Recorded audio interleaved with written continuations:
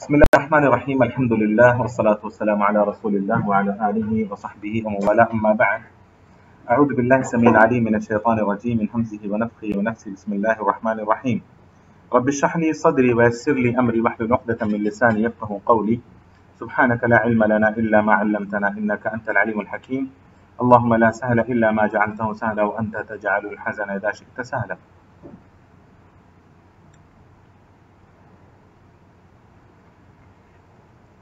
معزز طلباء اور طالبات، انشاءاللہ ابھی ہم عقیدہ پڑھیں گے. عقیدہ، یہ کتاب العقیدہ الواسطیہ ہے جو ہم پڑھ رہے ہیں کافی دنوں سے. آج جن آیتوں کو ہم پڑھنے جا رہے ہیں یہاں پر دیکھیں، موضوع انہوں نے لکھ دیا ہے کہ صفات الغضب والسخط والکراہیت والبغض، کہ اللہ رب العالمین کی ان صفات کو آج ہم پڑھیں گے کہ الغضب، السخط، الکراہیہ، البغض یعنی المقت. یہ صفات انشاءاللہ آج جن آیتوں کو ہم پڑھنے جا رہے ہیں ان آیتوں میں اللہ کی یہ صفات مذکور ہیں. قال اللہ تعالی: ومن يقتل مؤمنا متعمدا فجزاؤه جہنم خالدا فيها وغضب اللہ علیہ ولعنہ وأعد له عذابا عظیما. اللہ رب العالمین کا یہ قول بھی داخل ہے اس جملے میں. کس جملے میں؟ جی ہاں، وقد جمع المؤلف، وہ جو جملہ ہے اس جملے میں اللہ رب العالمین کا یہ قول بھی داخل ہے. ومن يقتل مؤمنا متعمدا، یہ آیت کریمہ پڑھ رہے ہیں ہم لوگ. ومن يقتل مؤمنا متعمدا فجزاؤه جہنم خالدا فيها وغضب اللہ علیہ ولعنہ وأعد له. ولعنہ تک یہاں پر شیخ الاسلام ابن تیمیہ رحمہ اللہ نے ذکر کیا ہے. اور جس نے مومن کو جان بوجھ کر قتل کیا، ومن يقتل مؤمنا متعمدا، اور جس نے ایک مومن کو جان بوجھ کر قتل کیا، فجزاؤہ جہنم خالدا فیہا، تو اس کا بدلہ جہنم ہے جس میں وہ ایک لمبی مدت تک رہے گا. وغضب اللہ علیہ ولعنہ، اور اللہ رب العالمین غضبناک ہوا اس پر، غصہ ہوا اس پر، ولعنہ، اور اس پر لعنت بھیجی، وأعد له عذابا عظیما، اور آگے ہے کہ اس کے لیے اللہ نے بہت بڑا عذاب تیار کر رکھا ہے. اس آیت کریمہ میں ومن یقتل مؤمنا متعمدا، کہ جس نے ایک مومن کو جان بوجھ کر قتل کیا. تو ایک مومن کو جس نے قتل کیا، مفسرین کہتے ہیں کہ ایک مومن کو کسی نے جان بوجھ کر قتل کیا تو اس سے مراد یہاں پر کون ہے؟ تو ومن یقتل مؤمنا متعمدا، جس نے مومن کو جان بوجھ کر قتل کیا، تو اس سے کون مراد ہے؟ مطلب کون، کافر یا مومن؟ مومن ہی، ایک مسلمان کو جان بوجھ کر قتل کیا. تو پھر اس کے بعد وہ واقعہ آتا ہے اس کے شان نزول میں کہ حالت جنگ میں ایک صحابی نے تلوار اٹھائی اور سامنے جو کافر تھا اس نے کلمے کا اقرار کیا، اور یہ سوچ کر کہ اس نے تلوار کے خوف سے کلمے کا اقرار کیا ہے، صحابی نے ان کو قتل کر دیا. اور پھر یہ بات رسول اللہ صلی اللہ علیہ وسلم تک پہنچی. رسول اللہ صلی اللہ علیہ وسلم اس قدر غضبناک ہوئے، بار بار آپ پوچھنے لگے کہ ہلا شققت قلبہ، ہلا شققت قلبہ، کیا تم نے اس کے دل کو چیر کر دیکھا کہ اس نے خوف سے اسلام کو قبول کیا. تو آپ صلی اللہ علیہ وسلم بہت ناراض ہوئے. پھر ومن یقتل مؤمنا متعمدا، لیکن اس کے باوجود ہم مفسرین کہتے ہیں کہ فجزاؤہ جہنم خالدا فیہا، بعض لوگ کہتے ہیں کہ یہ اس سے مراد کافر ہے، کہ ایک کافر مومن کو جان بوجھ کر قتل کر دے. بعض نے یہ بھی تفسیر بیان کی ہے، لیکن ابن عثیمین رحمہ اللہ کہتے ہیں کہ یہ صحیح نہیں ہے، کہ کافر تو ویسے بھی ہمیشہ جہنم میں رہے گا، کافر تو ویسے بھی ہمیشہ کیا جہنمی ہے. لیکن یہاں اللہ رب العالمین نے جو کہا کہ فجزاؤہ جہنم خالدا فیہا، کہ اس کا بدلہ جہنم ہے، تو ٹھیک ہے یہاں تک. لیکن خالدا فیہا کا کیا مطلب ہے؟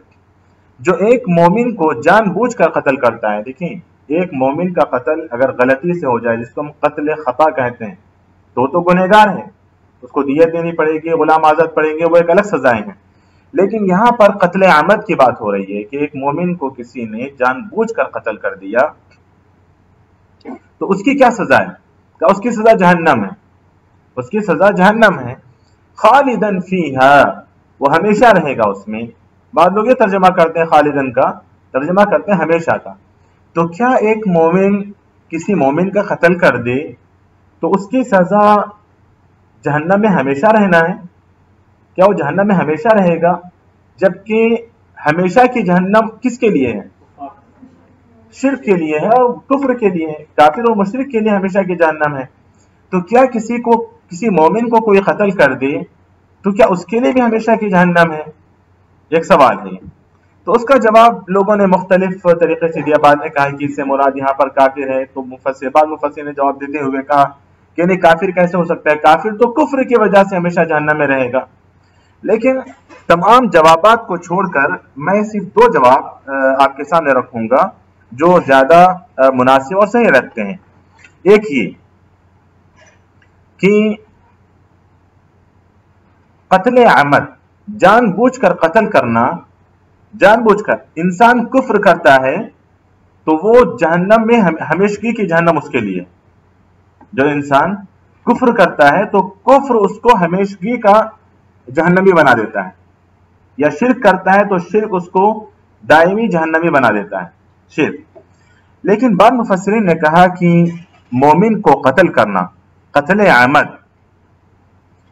عمد انسان کو دائمی جہنمی تو نہیں بناتا، لیکن دائمی جہنمی کے جو اسباب ہیں اس طرف لے جا سکتا ہے مسلمان کو کہ قتل عمد، پھر سے سنیں، قتل عمد سمجھ رہے نا، جان بوجھ کر قتل کرنا.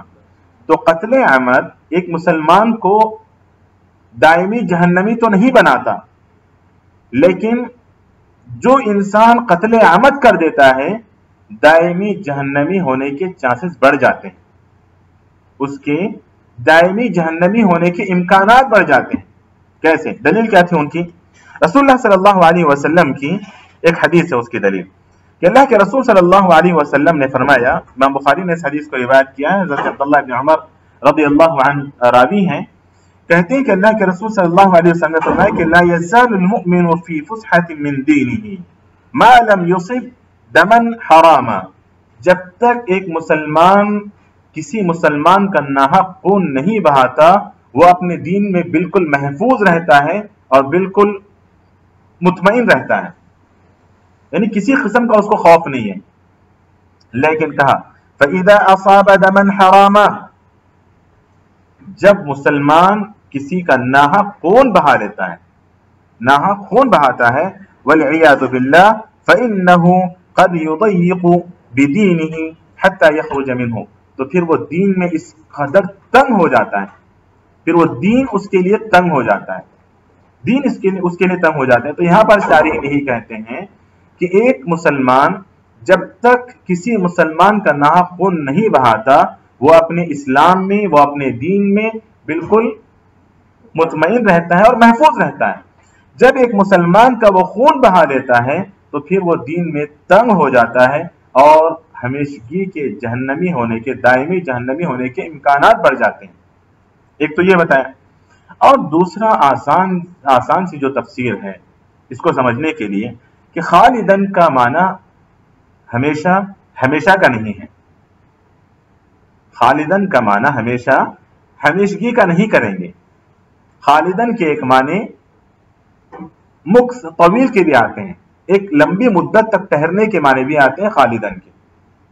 جیسے لوگ بولتے ہیں کہ ہذا خلود فی السجن، یہ جیل میں ایک لمبی مدت سے کھڑا ہوا ہے، جیل میں ایک لمبی مدت سے بند ہے، تو جیل میں وہ ہمیشہ کا نہیں ہے، تب بھی کہتے ہیں کہ ہذا خلود فی السجن، خالد فی السجن. سمجھ رہے ہیں؟ تو عربی زبان میں خالدہ کا معنی ایک ہمیشہ رہنے کا ہے، ٹھیک، المکث الدائم کا ہے، اور ایک معنی خالدہ کا المکث الطویل کا ہے کہ ایک لمبی مدت تک ٹھہرنا. اس کے لیے بھی خلود کا لفظ استعمال کرتے ہیں، خلود یا خلود یا خالدہ کا لفظ استعمال کیا جاتا ہے. سمجھ رہے ہیں؟ ہاں وہی میں کہہ رہا ہوں، خالدین تو جمع ہے، خالدون کی جمع خالدون خالدین. تو خالدہ کے معنی ایک ہمیشہ ٹھہرنے کے بھی ہیں عربی میں، اور خالدہ کے معنی خالدین کے معنی ایک اور لمبی مدت تک ٹھہرنے کی بھی ہیں. تو یہاں پر قرآن میں جہاں کہیں دیکھیں مشرکین کے ساتھ ہے خالدین فیہا ابدا آئے گا، تو اللہ نے یہاں خالدین فیہا ابدا نہیں کہا ان کے لیے کہ وہ ہمیشہ ہمیشہ رہیں گے. خالدین فیہا تو ایک لمبی مدت تک وہ جہنم میں رہے گا جو مسلمان کسی کا ناحق خون بہاتا ہے یا عمدن کسی کا قتل کرتا ہے. تو یہ معنی لے لیں گے تو سارے ٹینشنوں سے بچ جائیں گے اور سمجھنے میں بھی آسانی ہوگی. ٹھیک ہے. تو بہرحال یہ ہمارے موضوع سے ریلیٹڈ یہ چیز نہیں ہے، لیکن چونکہ آیت کریمہ میں آ گئی تو میں نے بتا دیا آپ کو کہ وَمَن يَقْتُلْ مُؤْمِنًا مُتَعَمِّدًا فَجَزَاؤُهُ جَهَنَّمُ خَالِدًا فِيهَا. اہم چیز ہے وَغَضِبَ اللَّهُ عَلَيْهِ. یہ اللہ رب العالمین کی صفت غضب کا ثبوت ملتا ہے اس سے کہ اللہ غصہ ہوتا ہے. جبکہ اشاعرہ اور اہل بعض مسلمانوں کے دوسرے گروہ، دوسری جماعتیں جو اہل سنت والجماعت سے ہٹی ہوئی ہیں، وہ جماعتیں کہتے ہیں کہ نہیں اللہ غصہ نہیں ہوتا. وہ کہتے ہیں کہ غصہ یہ عیب ہے، غصہ عیب ہے اور اللہ کی ذات ہر عیب سے پاک ہے. غصہ عیب ہے اور اللہ کی ذات ہر عیب سے پاک ہے. لیکن قرآن کی اس آیت سے ہمیں ثبوت ملتا ہے کہ وَغَضِبَ اللَّهُ عَلَيْهِ کہ جو کسی مسلمان کا ناحق خون بہاتا ہے اللہ غصہ ہوتے ہیں اس پر. لیکن اہل سنت والجماعت کیا کہتے ہیں، کس طرح غصہ ہوتے ہیں؟ اللہ کی شان شان ہم نہیں جانتے وہ کس طرح غصہ ہوتا ہے. ہم یہ کبھی نہ سمجھیں کہ ہم جس طرح غصہ ہوتے ہیں اللہ تعالیٰ اس طرح غصہ ہوتا ہے. نہیں، نعوذ باللہ، وہ اللہ ہے، وہ کس طرح غصہ ہوتا ہے ہم نہیں جانتے. تو اللہ رب العالمین کی صفت غضب کا اس آیت کریمہ سے ثبوت ملا. وَلَعَنَهُ وَأَعَدَّ لَهُ عَذَابًا عَظِيمًا. اور لعنت کا مطلب تو اس سے پہلے بھی بتا چکا ہوں میں کہ اللہ رب العالمین لعنت بھیجتے ہیں کا مطلب ہے کہ اللہ تعالیٰ اس کو اپنی رحمت سے دور کر دیتے ہیں. اللہ رب العالمین نے ان کے لیے بڑا عذاب تیار کر رکھا ہے. اللہ لعنت کا معنی کیا ہے؟ رحمت سے دور کر دینا. دیکھیں یہ لعنہ یہ سزا ہے، اصل غضب کا نتیجہ ہے. غضب کا نتیجہ دو نتیجے ذکر کیے گئے. اللہ رب العالمین غصہ ہوتا ہے تو پہلا نتیجہ ہے کہ اللہ اس کو اپنے رحمت سے دور کر دیتے ہیں، یہ لعنہ ہو. اور دوسرا نتیجہ کہ وَأَعَدَّ لَهُ عَذَابًا عَظِيمًا کہ اس کے لیے اللہ رب العالمین بہت بڑا عذاب تیار کرتے ہیں. یہ نتیجہ ہے اس کا. یہ اللہ رب العالمین کی صفت غضب کا یہ نتیجہ ہے. تو یہاں ہم صفت لعنت نہیں بولیں گے.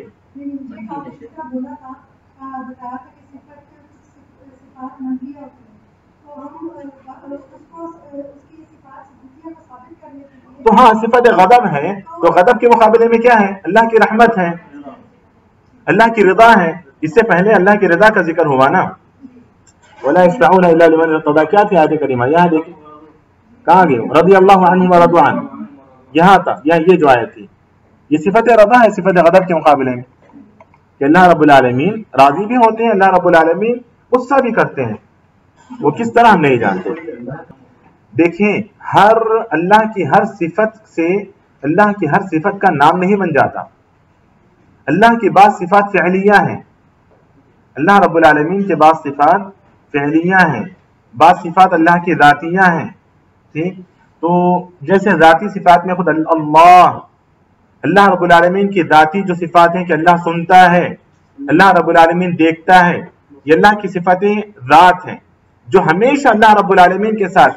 صفات ذاتی کا مطلب ہے کہ وہ صفات جو اللہ رب العالمین سے الگ نہیں ہوتی.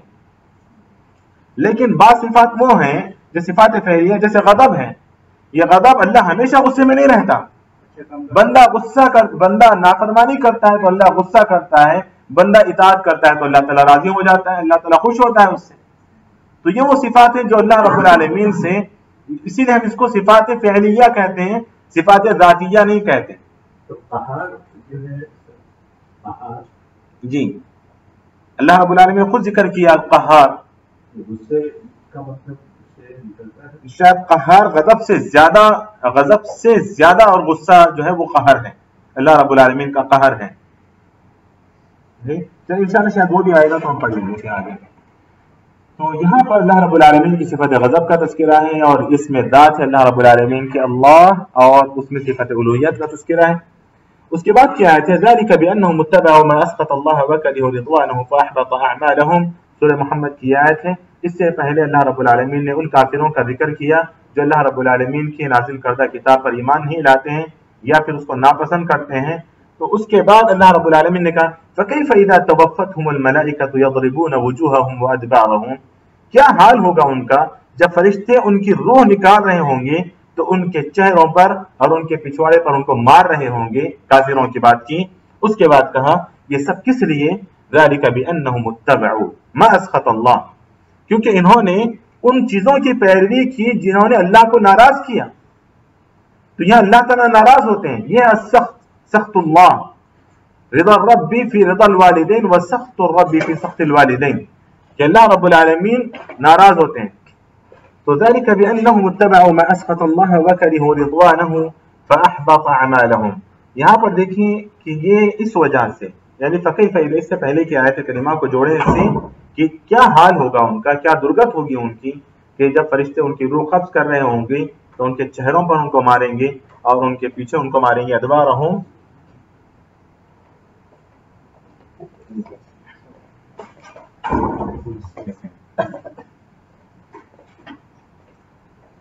اس کے بعد اللہ رب العالمین نے کہا کہ ذَلِكَ بِأَنَّهُمُ اتَّبَعُوا مَا أَسْخَطَ اللَّهَ وَكَرِهُوا رِضْوَانَهُ فَأَحْبَطَ أَعْمَالَهُمْ، اس وجہ سے کہ انہوں نے پیروی کی اس چیز کی جو اللہ کو ناراض کرتے ہیں۔ خطا کے معنی ناراض کر دینا، ناراض کر دینا اللہ رب العالمین کو۔ وَكَرِهُوا رِضْوَانَهُ، وَكَرِهُوا، اور ناپسند کیا اللہ رب العالمین کی رضامندی کو، اللہ رب العالمین کی رضامندی کو انہوں نے ناپسند کیا۔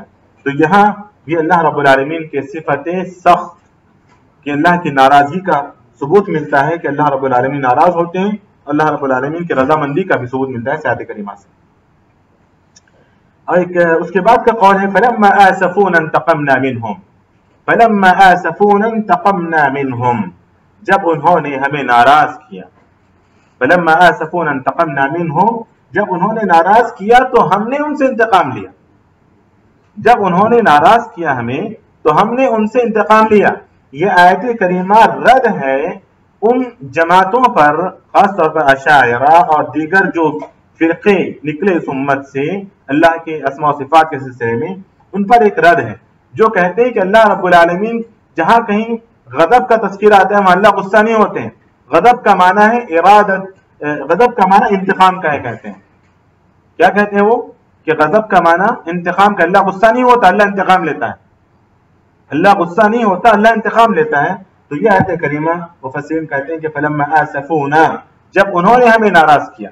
اسف یأسفو کے معنی ایک تو غمگین ہونے کے ہیں، حزن کے ایک معنی، حزین یحزنو کے ایک معنی ہے، جیسا کہ سورہ یوسف میں یعقوب علیہ السلام نے کہا یا اسف علی یوسف وابیضت عیناہ من الحزن فهو کظیم، کہ اے غم، اے رنج، وہاں پر جو ہے نا رنج کے معنی میں، حزن کے معنی میں اسفا، لیکن اسف یأسفو کے ایک معنی ناراض کرنے کے بھی ہیں۔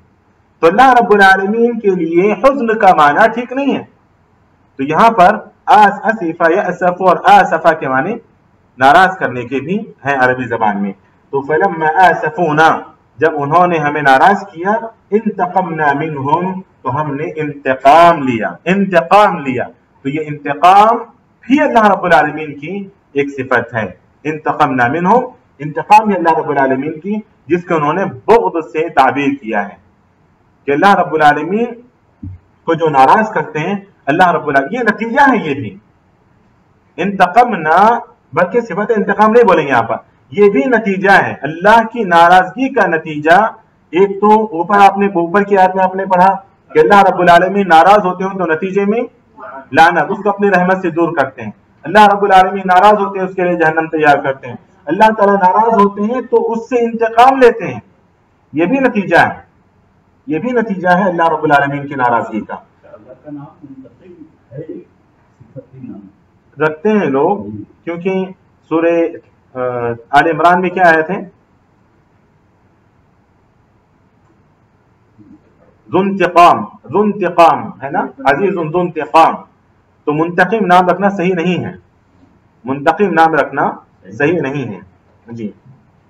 بعض صفات ایسی ہیں اللہ رب العالمین کی جو منفرد ذکر نہیں کی جا سکتی، اللہ رب العالمین کی بعض صفات وہ منفرد ذکر نہیں کی جا سکتی، جیسے ضار، اللہ رب العالمین ضار ہے، نقصان پہنچانے والا ہے۔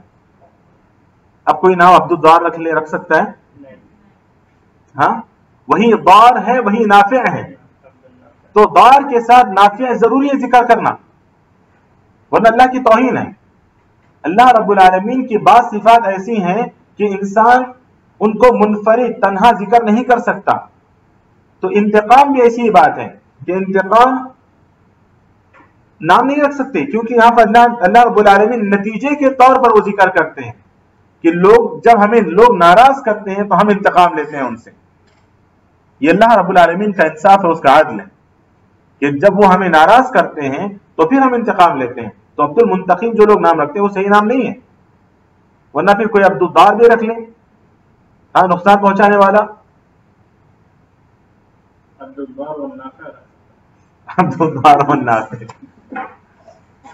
جی پھر اس کے بعد اللہ رب العالمین کا ارشاد ہے وَلَكِنْ كَرِهَ اللَّهُ بِعَاثَهُمْ فَثَبَّطَهُمْ وَلَكِنْ كَرِهَ اللَّهُ۔ یہ اصل میں ایک پورا واقعہ ہے جنگ کا، کہ حالت کس جنگ کا آپ لوگ خود بتائیں گے انشاءاللہ، چونکہ آپ لوگ پڑھ چکے ہیں، کہ جس میں بعض صحابہ کرام کسی وجہ سے نہیں جا پائے تھے، جنگ میں شریک نہیں ہو پائے تھے، اور اس کا فائدہ کوئی منافقین نے بھی اٹھایا اور وہ بھی آ کر ایجاد۔ کون سی جنگ تھی؟ غزوہ تبوک، غزوہ تبوک تھی۔ تو اس غزوے میں اللہ کے رسول صلی اللہ علیہ وسلم سے آ کر اجازت لے رہے تھے، تو اللہ تعالیٰ نے اس کا تذکرہ کرتے ہوئے کہا کہ انما یستأذنک الذین لا یؤمنون باللہ والیوم الآخر وارتابت قلوبهم فهم فی ریبہم یترددون، جن کے دلوں میں مرض ہے، جن کے دل شک میں سرگرداں ہیں، ایسے لوگ آپ سے آ کر اجازت لیں گے جنگ نہ کرنے کی۔ تو یہ اس کے بعد اللہ رب العالمین آگے کہا کہ وَلَكِنْ كَرِهَ وَلَوْ أَرَادُوا الْخُرُوجَ لَأَعَدُّوا لَهُ عُدَّةً وَأَرَادُوا الْخُرُوجَ عُدَّةً وَلَكِنْ كَرِهَ اللَّهُ بِعَاثَهُمْ فَثَبَّطَهُمْ۔ اگر وہ نکلنا چاہتے جنگ کے لیے، اگر وہ اپنی نیت میں خالص ہوتے۔ اور اہم نقطہ یہاں پر کہ انسان کوئی بھی دینی کام کرنا، صرف جہاد نہیں ہے، کوئی بھی دینی کام کرنا چاہتا ہے، اپنی نیت میں وہ مخلص ہو، اللہ رب العالمین اس کی مدد کریں گے۔ اگر اس کی نیت میں کھوٹ ہوگا اللہ تعالیٰ اس کو بٹھا دیں گے۔ تو جنگ کے معاملے میں صحابہ کرام کچھ مجبوریوں کی وجہ سے علیہ السلام کچھ مجبوریوں کی وجہ سے وہ بیٹھ گئے تھے، لیکن بعض بغیر سبب کے بیٹھ رہے تھے، تو اللہ نے کہا کہ وَلَوْ أَرَادُوا الْخُرُوجَ لَأَعَدُّوا لَهُ عُدَّةً، اگر وہ نیت میں خالص ہوتے نکلنے کے لیے تو پھر وہ تیاری کرتے جنگ کی وہ تیاری کر لیتے۔ وَلَوْ أَرَادُوا الْخُرُوجَ لَأَعَدُّوا لَهُ عُدَّةً وَلَكِنْ كَرِهَ اللَّهُ بِعَاثَهُمْ، نیت میں کھوٹ تھا ان کی، اسی لیے اللہ رب العالمین کو ان کا اٹھنا پسند نہیں آیا۔ اللہ رب العالمین نے ناپسند کیا کہ وہ اللہ کے لیے جہاد میں شریک ہوں، اللہ نے خود ان کو بے حرکت بٹھا دیا وہاں پر کہ اب چلو یہیں بیٹھو، تم جیسے نیت میں کھوٹ رکھنے والے غیر مخلص لوگ اللہ کے راہ میں کام نہیں کریں گے۔ تو یہاں پر ہمارے لیے ایک بہت بڑا میسج اور سبق ہے کہ کوئی بھی ہم نیک کام کریں، نیت میں اخلاص رکھیں، اللہ کی مدد شامل حال ہوگی، ورنہ پھر اللہ رب العالمین ہمارے کاموں کا محتاج نہیں ہے، لیکن اللہ رب العالمین محسنین سے محبت کرتا ہے، مخلصین سے محبت کرتا ہے، عباد اللہ مخلصین، اپنے مخلص بندوں سے اللہ محبت کرتے ہیں۔ تو یہاں بھی اللہ رب العالمین نے کہا وَلَكِنْ كَرِهَ اللَّهُ، اللہ رب العالمین ناپسند کرتے ہیں۔ تو صفت کراہت بھی اللہ رب العالمین کی ذات میں موجود ہے کہ اللہ رب العالمین صفت الکراہیہ اس آیت کریمہ سے اس کا ثبوت ملتا ہے۔ اس کے بعد کی آیت ہے اور آخری آیت ہے کبر مقتا عند اللہ، اور یہیں پر بات ختم کروں گا میں۔ کبر مقتا عند اللہ ان تقولوا ما لا تفعلون، یہ آیت کریمہ سورۃ الصف کی ہے۔ اس سے پہلے اللہ رب العالمین نے کہا سبح للہ ما فی السماوات ما فی الارض العزیز الحکیم یا ایھا الذین آمنوا لم تقولون ما لا تفعلون کبر مقتا، ناراض کرنے کے لیے بہت بڑی بات ہے۔